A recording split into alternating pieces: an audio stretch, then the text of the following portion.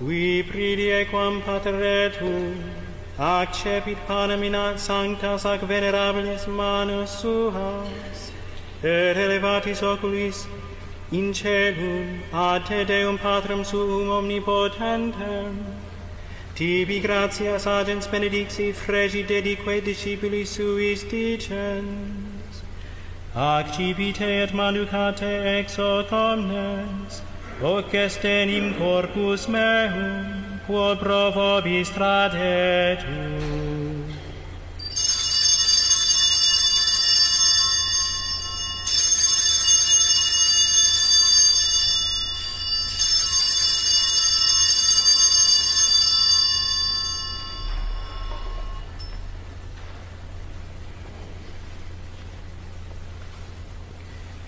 Simili modo postquam cenatum est, accipiens et hunc preclarum calicem in sanctas ac venerabiles manus suas, item tibi gratias agens, benedixit dedique discipulis suis dicens.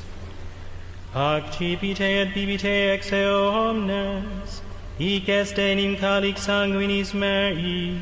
novi et eterni testamenti, qui pro vobis et pro multis effundetur in remissionem peccatorum,